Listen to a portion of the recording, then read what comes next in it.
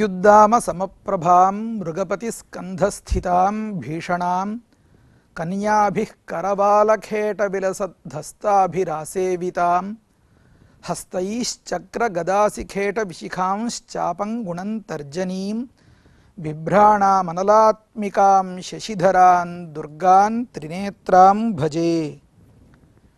పవిత్రమైనటువంటి కృష్ణానదీ తీరంలో ఇంద్రకీలాద్రిపై స్వయం వ్యక్తమైనటువంటి ఆ పరాశక్తి కనకదుర్గమ్మ నేడు బాలాత్రిపుర సుందరి అవతారంలో భక్తుల్ని అనుగ్రహిస్తోంది. అమ్మవారి స్వరూపాలు అనేకంగా ఉన్నాయి. దానిలో ఒకటి పరమ ముఖ్యమైనది, భక్తులకు మిక్కిలి చేరువైనది బాలాత్రిపుర సుందరి స్వరూపం. బాలాత్రిపుర సుందరి అన్నప్పుడు బాలా, త్రిపుర, సుందరి అని 3 అంశాలున్నాయి. త్రిపురములు అంటే జాగ్రత్త, స్వప్న, సుషుప్తులు అని ప్రతి వ్యక్తికి 3 అవస్థలు ఉంటాయి. మన ఇంద్రియాలతో అంటే కర్మేంద్రియాలతో, జ్ఞానేంద్రియాలతో వ్యవహారం చేసేటటువంటి అవస్థ జాగ్రత్త అవస్థ. ఈ ఇంద్రియాలన్నింటినీ ఉపసంహరించుకుని మనస్సు ఒక్కటే పనిచేసేటప్పుడు చెప్పబడే అవస్థ స్వప్నావస్థ. ఆ స్వప్నస్థితి కూడా లేకుండా మనస్సు పురీతతు అనే నాడిలో ప్రవేశిస్తే అప్పుడు ఈ జీవుడు సుషుప్త్యవస్థని పొందుతాడనమాట. బాహ్యములైనవి, ఆంతరమైనది, ఏ ఇంద్రియముల యొక్క వ్యాపారము లేకుండా ఉండేటటువంటి దశ అది 3వది. ఈ జాగ్రత్త, స్వప్న, సుషుప్తి అని పిలవబడే 3 అవస్థలు 3 పురములుగా శాస్త్రంలో కీర్తింపబడుతున్నాయి. ఈ 3 అవస్థలకు అమ్మవారు అధిష్టాత్రిగా ఉంటుందట.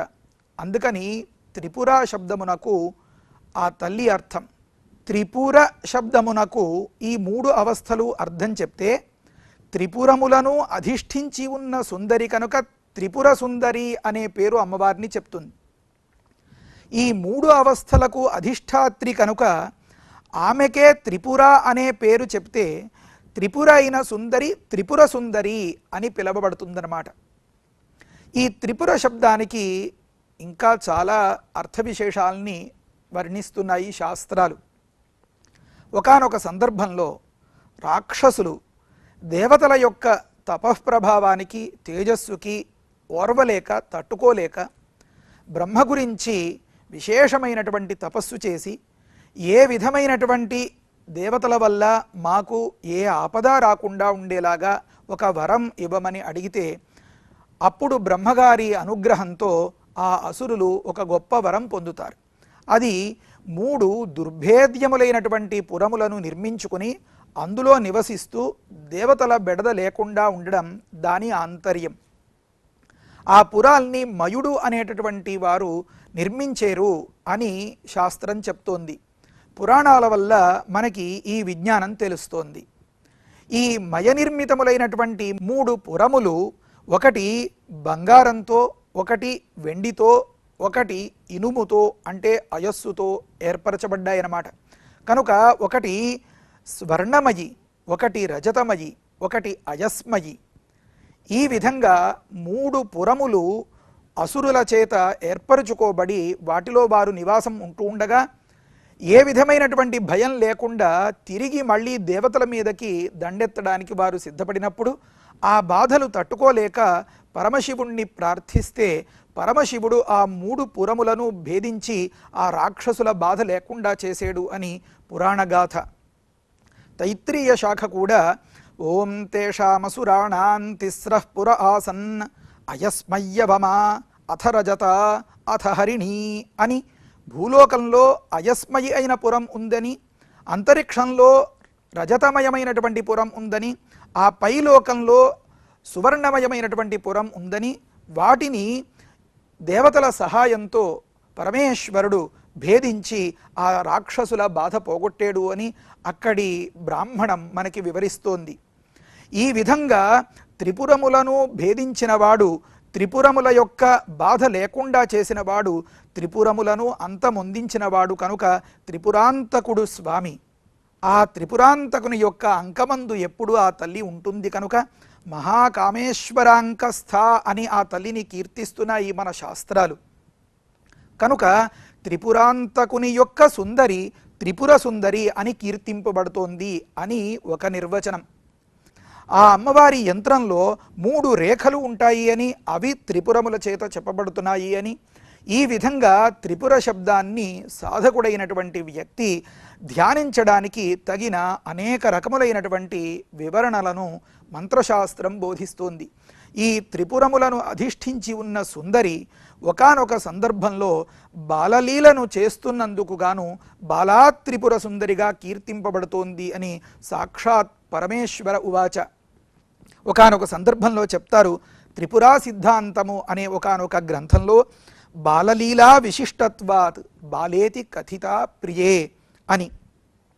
ఈ అమ్మవారు బాలలీలను కలిగి ఉండడం అనేది ఏదో కొంచెం వివరించుకుందాం. భక్తులను అనుగ్రహించడానికి ఆ తల్లి రకరకాలైనటువంటి లీలా విన్యాసాలని చేస్తూ ఉంటుంది. ఏ విధంగా అయినా సరే వీళ్ళంతా నావాళ్ళు అనే ఒకానొక అభిప్రాయం, అదే మాతృత్వం, అదే వాత్సల్యం. దానివల్ల ఎంత త్వరగా నేను ప్రసన్నతను చెందుతాను అని ఆలోచించుకొని కాబోలు ఈ బాలావస్థలో కూడా భక్తుల్ని అనుగ్రహిస్తుందట. ఏమిటి బాలావస్థకి ఉండే ప్రత్యేకత అంటే, మనం లోకంలో కూడా పరిశీలిస్తూ ఉంటాం. ఎక్కడైనా ఒకానొక సందర్భంలో మనం పెద్దల్ని మెప్పించడం, పిల్లల్ని మెప్పించడం అని ఈ రెండింటినీ పరిశీలిస్తే పిల్లల్ని మెప్పించడం చాలా సులువు. కాసేపు ఎత్తుకుని ఆడిస్తే, ఏదైనా ఒక చిన్న కథ చెప్తే ఎంతో సంతోషపడిపోయి ఈ చెయ్యి పట్టుకుని విదిలిపెట్టకుండా ఆ పండగ, ఆ వేడుక అయ్యేంత వరకు కూడా తిరుగుతూ ఉంటారు. వెంటనే ఆకర్షింపబడిపోతారన్నమాట. మనం తింటూ ఏదైనా ఒక చిన్న వస్తువు వాళ్ళకి పంచిపెడితే ఎంతో సంతోషించి వెంటనే మన ఒళ్ళోకి వచ్చి మనం పిలిచినప్పుడల్లా మన చేతుల్లోకి ఎత్తుకునేలాగా వారు మనకి వశులైపోతారు. ఇదే పెద్దవాళ్ళని ఇంత సులువుగా మనం మెప్పించలేమన్నమాట.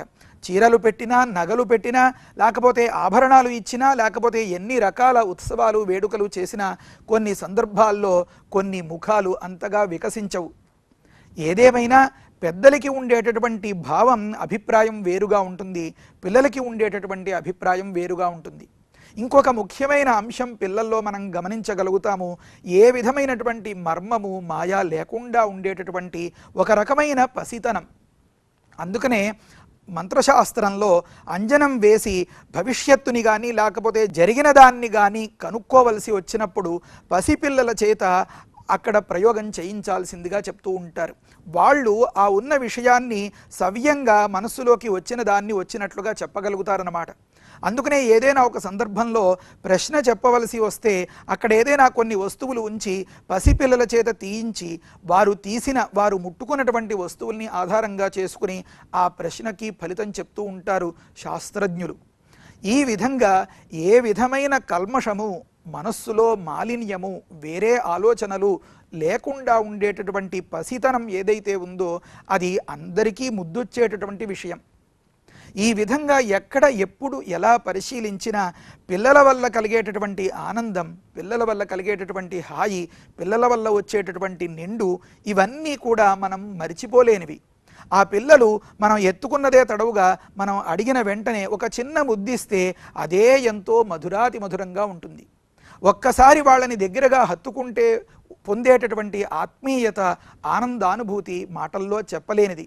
అందుకనే చాలామంది పిల్లలతో మమేకమైపోయి ఆడుకుంటూ ఉండడం అక్కడక్కడ వేడుకల్లో చూస్తూ ఉంటాం. ఈ తల్లి కూడా మన యందు దయతో మన కోసం బాలావస్థను ధరించి బాలాత్రిపుర సుందరిగా ఈరోజు మనల్ని అనుగ్రహిస్తోందన్నమాట. ఈ అమ్మవారు బాలాత్రిపుర సుందరిని ఉపాసించడానికి మంత్రశాస్త్రం 3 బీజాక్షరాల్ని ఉపదేశం చేస్తోంది. ఆ 3 బీజాక్షరాలు ఎంతో నియమనిష్టలతో ఆ తల్లి యందే ధ్యాస నిలిపి ఎంతో భక్తి శ్రద్ధలతో ఆరాధించాల్సినవిగా ఆ శాస్త్రంలో ఆ ప్రక్రియ కూడా బోధింపబడింది. అయితే సామాన్యుల్ని కూడా అనుగ్రహించడానికి ఆ బీజాక్షరాల్ని అంత విధి విధానంగా ఉపాసిస్తే ఎంత పుణ్యమో అదే పుణ్యం మనబోటి వాళ్ళకి కూడా దక్కడానికి మహాత్ములు వాటిని ఈ శ్లోక రూపంలో ఉపదేశం చేశారు. అది వింటే ఆ బీజాల్ని ఉచ్చరించినంత పుణ్యం మనం కూడగట్టుకోగలుగుతాం. ఎందుకు ఈ బీజాక్షరాల గురించి ఇంతగా వివరించాల్సి వస్తుంది అంటారా? బాలా త్రిపుర సుందరిలో ఉండేటటువంటి ప్రత్యేకత తలిచినంత మాత్రం చేతనే సమస్త పాపాల్ని పోగొడుతుంది. ఉపాసించిన వారందరికీ కూడా పరిపూర్ణమైనటువంటి ఆనందాన్ని ప్రసాదిస్తుంది. ఈ లోకంలో పాపాలు పోవడానికి, పాపాల వల్ల కలిగే బాధలు తీరడానికి, సంతోషం కలగడానికి కంటే ఉత్తమమైనటువంటి ఫలితం వేరే ఏముంటుంది? కనుక ఇంతకుముందు అనుకున్నట్లుగా అతి సుప్రసన్నమైనటువంటి వదనంతో బాలలీలను చేసేటటువంటి ఆ తల్లిని మనం మహాత్ములు ఉపదేశం చేసినటువంటి ఈ శ్లోకంతో ఆరాధిద్దాం. దాన్ని ఇప్పుడు మనం విందాం. ఐంద్రస్యేవ శరాసనస్య దధతి మధ్యే లలాటం ప్రభాం శౌక్లీం కాంతిమనుష్ణగోరివ శిరస్యాతన్వతీ సర్వతః ఏషాసౌ త్రిపురా హృది ద్యుతిరివోష్ణాంశో సదావస్థితా ఛింద్యాన్నః సహసా పదైస్త్రిభిరఘం జ్యోతిర్మయీ వాంగ్మయీ. అమ్మవారికి సంబంధించినటువంటి 3 బీజాక్షరాలు, ఒకటి ఐకారంతో వచ్చేది, ఒకటి క్లీకారంతో వచ్చేది, ఒకటి సౌ అనే వర్ణంతో మొదలయ్యేది. ఈ 3 బీజాక్షరాల్ని చొప్పించి మహాత్ములు ఈ పద్యాన్ని మనకు అందించారు. దీని తాత్పర్యం ఏమిటో మనం గమనిస్తే ఉపాసనా సమయంలో ఏ భావం హృదయంలో ఉండాలో, ఏ భావంతో ధ్యానించాలో మనకి బోధపడుతుంది. అమ్మవారు 3 స్థానాల్లో ఉంటుందిట. ఏమిటా 3 స్థానాలు అంటే మన శరీరంలో ఉండేటటువంటి 3 చక్రాలు. ఒకటి ఆజ్ఞాచక్రము, అది ఈ లలాట స్థానంలో ఉంటుంది అని పెద్దలు ఉపదేశం చేస్తారు. 2 సహస్రారం, అది ఈ ప్రదేశంలో ఉంటుంది. 3 అనాహత చక్రము, అది ఈ హృదయ ప్రదేశంలో ఉంటుంది. కనుక ఆజ్ఞాచక్రాంతరాళస్థ అనే మాట, లేకపోతే అనాహతాబ్జ నిలయ అనే మాట మనం లలితా సహస్రాదుల్లో వింటూనే ఉంటాం. ఇవి కమల రూపంలో ఉంటాయన్నమాట. ఆ కమలానికి నడిబొడ్డున ఏ కర్ణిక ఉంటుందో ఆ కర్ణిక యందు ఈ అమ్మవారు సుస్థిరగా ఉంటుందిట. అందులో ఈ ఆజ్ఞాచక్ర స్థానంలో ఉండేటటువంటి సందర్భంలో ఇంద్రచాపంలాగా ఆ వర్ణంతో చాలా ధగధగ మెరుస్తూ ఉంటుందట. ఈ ప్రదేశంలో ఉన్నప్పుడు చంద్రుని యొక్క కాంతితో నిండు పొన్నమి నాడు మనం చూస్తూ ఉండేటటువంటి ఏ చల్లని వెన్నెల ఉంటుందో ఆ కాంతితో ఉంటుందట అమ్మవారు. మరి ఈ హృదయాంతరాళంలో ఈ అనాహత చక్రంలో ఉన్నప్పుడు ప్రచండమైనటువంటి సూర్యరశ్మితో సమానమైనటువంటి కాంతితో ఉంటుందట. ఈ 3 స్థానాల్లోనూ సాధకుడు ఉపాసన చేసేటటువంటి ఒకటి ఐకారము, 2 క్లీకారము, 3వది సౌకారము అనేటటువంటి 3 బీజాల రూపంలో 3 స్వరూపాల్లో 3 అవస్థలుగా ధ్యానింపబడేటటువంటి ఆ తల్లి మనకు సకల శ్రేయస్సులను ప్రసాదించాలి అని, మన పాపాలన్నింటినీ పోగొట్టాలి అని ఈ శ్లోకంలో తాత్పర్యం. అది మరొక్కసారి విందాం. ఐంద్రస్యేవ శరాసనస్య దధతి మధ్యే లలాటం ప్రభాం శౌక్లీం కాంతిమనుష్ణగోరివ శిరస్యాతన్వతీ సర్వతః ఏషాసౌ త్రిపురా హృది ద్యుతిరివోష్ణాంశో సదావస్థిత ఛింద్యాత్ న సహసా పదైస్త్రిభిరఘం జ్యోతిర్మయీ వాంగ్మయీ అని. అంటే మనం లోకంలో చూస్తూ ఉండేటటువంటి ఏ 3 ప్రకాశాలైతే ఉన్నాయో ఆ 3 ప్రకాశాలు మనలోనే ఉన్నాయన్నమాట. ఈ 3 చక్రాల్లో 3 ప్రకాశాలతో ఆ తల్లి మనం సాధన చేయాలి కానీ ఎప్పటికీ మనకి అత్యంతం సన్నిహితయై సుప్రసన్నయై విరాజిల్లుతోందన్నమాట. ఈ విధంగా మన భక్తి లోపం ఉండాలి తప్ప ఆ తల్లి యొక్క అనుగ్రహ లోపం ఉండదు అన్నదానికి ఒక మంచి ఉదాహరణ చెప్తారు. ఈ విధి విధానాలు కానీ, ఈ సాధనా రహస్యాలు కానీ, ఈ మంత్రశాస్త్రంలో తత్వాలు కానీ ఏమీ ఎరగని స్థితిలో ఒకానొక వ్యక్తి సత్యవ్రతుడు అని పిలువబడేటటువంటి వాడు ఒకానొక పని చేసేట. ఏమి అంటే ముందు అతని గురించి కొంచెం తెలుసుకుందాం. అతడి పేరే సత్యవ్రతుడు. నిజం తప్ప వేరేది మాట్లాడడం ఎరగడు. పరమ జడుడు. రెండు రెండు ఎంత అని కలిపితే అర్థం కూడా తెలియనటువంటి స్థితి. ఏ శాస్త్రాలు, వేదాలు, ఏ వాంగ్మయాలు ఏవి అభ్యసించలేదు. అలాంటి స్థితిలో నిజం మాట్లాడడం ఒక్కటే అతనికి తెలిసిన విషయం అన్నమాట. ఆ సందర్భంలో అతడి మనస్సు ఏ మర్మము మాయా లేకుండా నిష్కల్మషంగా నిర్మలంగా ఉండడం చేత అతని వాక్కు ఎప్పుడు ఏ ఇతరమైనటువంటి అసత్యాన్ని పలకకుండా ఉన్నది అవడం చేత అత్యంతం శుద్ధమై ఉంది కనుక అతడు ఒకానొక సందర్భంలో ఐకారాన్ని ఉచ్చరించేట. ఎన్నిసార్లు అని? 2 సార్లు. ఈ గాథ దేవీ పురాణంలో మనకి కనిపిస్తోంది. సత్యవ్రతుడు ఒకానొక అటవీ ప్రాంతంలో ఒకానొక చోట ఏకాంతంగా ఉన్నప్పుడు ఒక వరాహం ఎంతో గాభరాగా ప్రాణభీతితో పరిగెత్తుకుంటూ అక్కడికి వస్తుంది. దాని వెంట ఒక బోయవాడు వస్తాడు. అప్పుడు ఆ బోయవాడు ఇతన్ని ప్రశ్నిస్తాడు, ఇక్కడికి ఒక వరాహం వచ్చింది చూసేవా అని. అప్పుడు ఈ వరాహం వస్తున్నదే తడవుగా వెంటనే ఇతడు ఏమీ తెలియని అమాయకుడేమో, అది నన్నేం చేస్తుందో అనేటటువంటి భయంతో ఐ ఐ అని పలుకుతాడు. మనం కూడా లోకంలో చూస్తూ ఉంటాం, ఏవైనా కూడని జంతువులు కానీ ఏవైనా లోపలికి ప్రవేశిస్తూ ఉంటే ఇంటి తలుపు తెరిచి ఉన్నప్పుడు వెంటనే వాటిని తోలడానికి అప్రయత్నంగా కొన్ని మాటలు మాట్లాడుతూ ఉంటాం. అదేవిధంగా ఈ సత్యవ్రతుడు ఐ ఐ అన్నట్టు 2 సార్లు.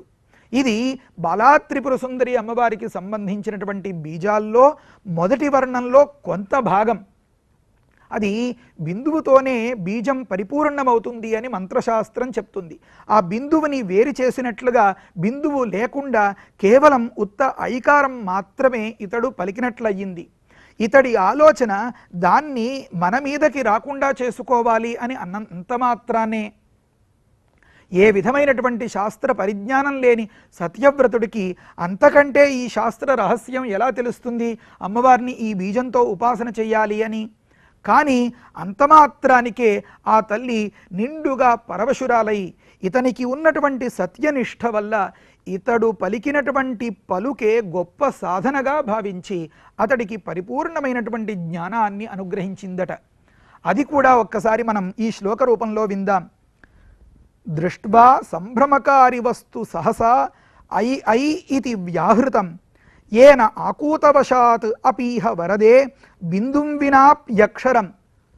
హడావిడిగా గాభరాలో ఏం జరుగుతుందో అనేటటువంటి తొందరలో ఐ ఐ అని పలకబడింది ఏ సత్యవ్రతుని చేతో.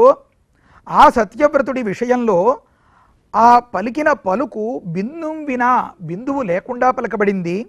తస్యాపి ధ్రువమేవ దేవి తరసా జాతే తవానుగ్రహే. ఆ వెంటనే తల్లి నీ అనుగ్రహం అతడికి కలిగింది. దానివల్ల ఏమైంది, అతడికి పరిపూర్ణమైనటువంటి విజ్ఞానం ఆ తల్లి అనుగ్రహం వల్ల కలగగా అతడి వాక్కులు అమృతమయములై వినే కొద్దీ వినాలనిపించేలాగా ఎంతో తాత్వికతతో కూడి లోకులకు అందాయట. అందులో మొట్టమొదటి విన్నవాడు ఆ బోయవాడు. ఎలా ఉంది ఆ మాట అంటే, వాచః సూక్తి సుధారసద్రవముచః నిర్యాంతి వక్త్రాంబుజాత్. ఈ వాక్కులు ఎప్పుడూ పలికేవే అయినా నీ అనుగ్రహం వల్ల అప్పుడు ఎలా పలికాయి అంటే అవి గొప్ప సూక్తులైపోయాయి. కాదు కాదు, సూక్తులు అని పిలవబడేటటువంటి అమృత రసములైపోయాయి. కాదు కాదు, సూక్తులు అని పిలవబడే అమృత రసధారలుగా ఆ మాటలు అలవోకగా అలా బయటికి వచ్చాయి అన్నారు. దాన్ని, ఆ మాటల్ని అక్కడి గాథలో ఇలా వివరిస్తారు. బోయవాడు వెంటనే ఆ వరాహాన్ని తరుముకుంటూ వచ్చాడు కదా, సత్యవ్రతుణ్ణి అడుగుతాడు. ఈ వరాహం కనిపించలేదు అక్కడ. ఇలా ఒక వరాహం వచ్చింది, నువ్వు చూసేవా అని అడుగుతాడు. తల్లి అనుగ్రహం ఉంటే అసత్యం ఆడకుండా తన నియమం చెడిపోకుండా ఎలా బతకచ్చో మనం ఈ గాథలో తెలుసుకోగలుగుతాం.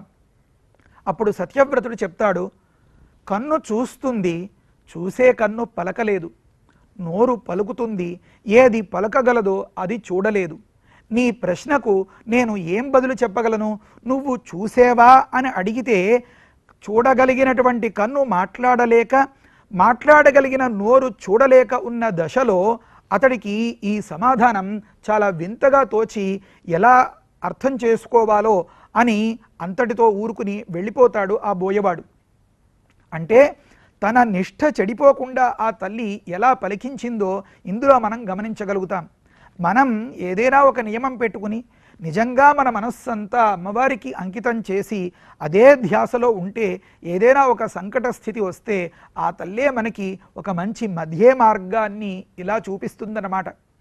ఈ కథలో సత్యవ్రతుడు చేసినటువంటి ఉపాసన, అనుష్ఠానం, తపస్సు ఏమిటి అంటే కేవలం ఆ వరాహాన్ని దూరంగా తోలడానికి హడావిడిగా ప్రయోగించినటువంటి 2 అక్షరాలు. లోకంలో మనం చాలామందిని గమనిస్తూ ఉంటాం. మేము లలిత చేస్తాం, లేకపోతే మేము త్రిశతి చేస్తాం, మేము ఖడ్గమాల చేస్తాం అని ఇలా రకరకాలుగా గుంపులు గుంపులుగా ఏర్పడి లేదా రానివారిని కూడా బలవంతంగా దగ్గరికి తెచ్చుకుని ఎంతో వైభవంగా నిర్వహించాలి అనే ప్రయత్నంతో ఆత్మతృప్తిని పొందుతూ ఉంటారు. కానీ వారందరికీ ఆ తల్లి సాక్షాత్కారం ఎంతవరకు కలిగింది అంటే అది సందేహాస్పదమే. ఎందుకంటే ధ్యాస ఒకచోట, మనస్సు ఒకచోట. మనస్సులో వేరే ఆలోచనలు, ఏదో కృత్రిమం, ఆ వచ్చిన వాళ్ళకి మంచినీళ్ళు ఇచ్చేరో లేదో, లేకపోతే ఈ వచ్చిన వాళ్ళకి తగిన గౌరవం జరిగిందో లేదో, లేకపోతే వీళ్ళు ఎలా చదువుతున్నారో, వీళ్ళందరూ నా గురించి బయటికి వెళ్ళిన తర్వాత ఏమనుకుంటారో అని ధ్యాసంతా ఇక్కడిక్కడే ఇలా ఇలా ఇలా తిరుగుతూ ఉంటే స్తోత్రపారాయణలు చేసిన దక్కేది ఒరిగేది చాలా తక్కువ. కనుక మనస్సు నిర్మలంగా ఉంచుకుని నిష్కల్మషమైనటువంటి భక్తి శ్రద్ధలతో ఆ తల్లి పాదాల్ని శరణు వేడితే బాలాత్రిపుర సుందరి చిన్న పిల్లలాగా వెంటనే మన ఒడిలో ఒదిగిపోయి మనకు కావాల్సినటువంటి సకలైశ్వర్యాల్ని ప్రసాదిస్తుంది. ఆ ఐశ్వర్యాన్ని అనుభవించడానికి ప్రతిబంధకంగా ఉన్న పాపాలన్నింటినీ పోగొడుతుంది. కనుక మనం ఆ తల్లిని దర్శనం చేసేటప్పుడు ఏదో పరపతి ఉపయోగించుకునో, లేకపోతే ఎవరినో హింసించో, ఏదో బలాత్కారం చేసో, వేరే దుశ్చర్యకి పాల్పడో మనం దర్శనం చేసినంత మాత్రాన ఏమీ ప్రయోజనం లేదు. అకృత్వా పరసంతాపం అగత్వా ఖలనమ్రతాం అనుత్సృజ్య సతాం వర్త్మ యత్ స్వల్పమపి తద్బహు అని మన శాస్త్రం ఉపదేశం చేస్తోంది. కనుక మన భారతీయ వాంగ్మయంలో ఏ ఒక్కరికి కష్టం కలగకుండా పరిపూర్ణమైనటువంటి భక్తి శ్రద్ధలతో పూర్తి విశ్వాసంతో చిన్న పని చేసినా ఎంతో సత్ఫలితం ఇస్తుంది అని చెప్పడానికి కాబోలు ఈ తల్లి బాలగా మనల్ని ఉద్ధరించడానికి నేడు దర్శనమిస్తుంది. కనుక ఆ తల్లి దయ వల్ల మనం అనంతమైనటువంటి ఐశ్వర్యాల్ని పొంది ఏ పాపబుద్ధి లేకుండా ఎంతో సంతోషంగా చిద్విలాసంగా మన జీవితాన్ని పొందగలుగుదుంగాక. ఈ విధంగా మనకు ప్రత్యక్ష దైవంగా విరాజిల్లేటటువంటి ఇంద్రకీలాద్రిపై వెలసిన శ్రీ కనకదుర్గమ్మ వారిని నేడు బాలాత్రిపుర సుందరి స్వరూపంలో ధ్యానించి మనం పరవశించి మన పిల్లలకి కూడా ఈ విధమైనటువంటి భక్తి శ్రద్ధలను ఒక సదుపదేశంగా అందించి వీరందరికీ ఒక మంచి భవితను ఏర్పడేలాగా ఆ తల్లిని ప్రార్థిద్దాం. స్వస్తి.